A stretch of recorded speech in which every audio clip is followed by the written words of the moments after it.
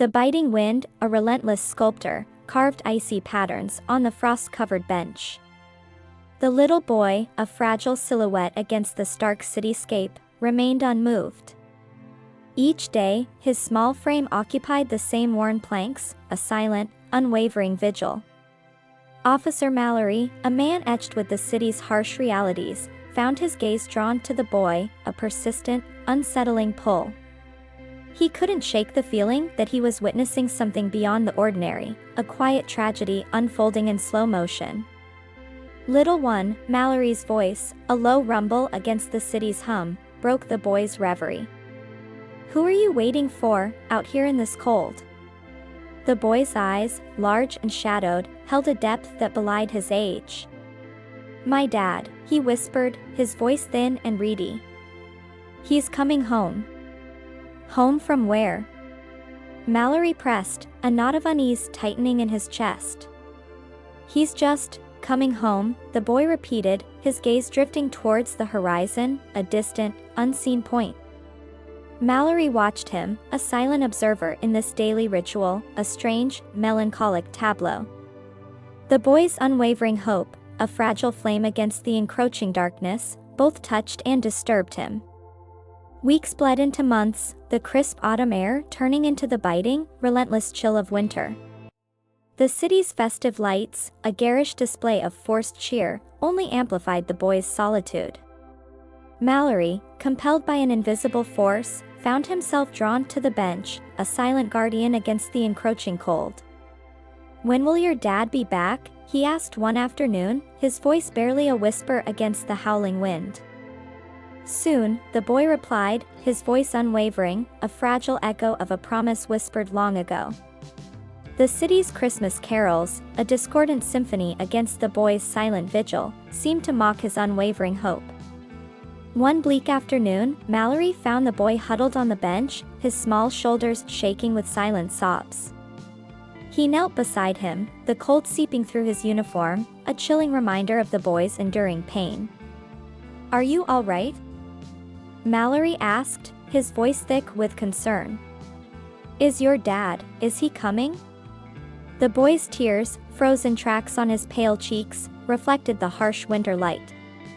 "He's not coming," he choked out, his voice a broken whisper. "A year ago, he went to war. He died." Mallory's heart clenched, a fist of grief tightening in his chest. "Then, why do you come here every day?" The boy wiped his eyes, his gaze fixed on the distant horizon. He told me he'd come back here. He said he'd meet me at the police station." A heavy silence fell, broken only by the distant wail of a siren. Mallory felt a wave of helpless empathy wash over him. "He won't come back, son. I'm so sorry." The boy nodded, a small, resigned gesture. "I know," he said, his voice barely a breath. "But, the hope that maybe, just maybe, he'll still come, it fills my heart, even if it hurts." Then, a sudden, unsettling shift. The boy looked up at Mallory, his eyes wide, an intensity that sent a shiver down Mallory's spine. "He told me something else," he whispered, his voice trembling. "He said, if he couldn't come back, he'd send someone. Someone with his eyes." Mallory felt a cold dread creep into his bones. He looked into the boy's eyes, and a jolt of recognition, sharp and unsettling, pierced him. They were not just sad, but eerily familiar, a mirror reflecting something deep within himself. "What do you mean, someone with his eyes?" Mallory asked, his voice low, his heart pounding against his ribs. The boy didn't answer. He simply stared, his gaze piercing, unwavering. Then, he reached into his worn coat and pulled out a small, tarnished silver locket. He opened it, revealing a faded photograph. Mallory gasped, his breath catching in his throat. It was a picture of the boy's father. But the eyes, they were identical to the boy's. And they were identical to Mallory's. A wave of disorientation washed over him, a sense of something fundamentally wrong.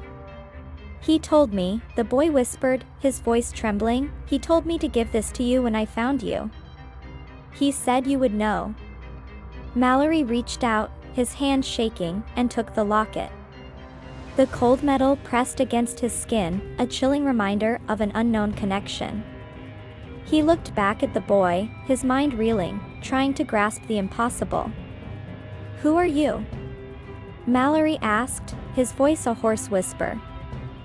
The boy didn't answer. He simply smiled, a sad, knowing smile that sent a shiver down Mallory's spine. Then, with a flicker, a silent, almost imperceptible shift in the air, he was gone. Vanished, leaving only the empty bench and the lingering scent of winter.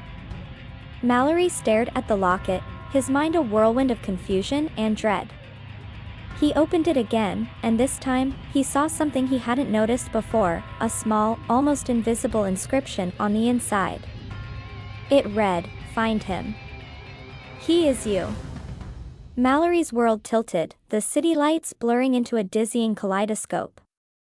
He looked up, his gaze sweeping across the bustling streets, searching for the boy, for an answer, for himself.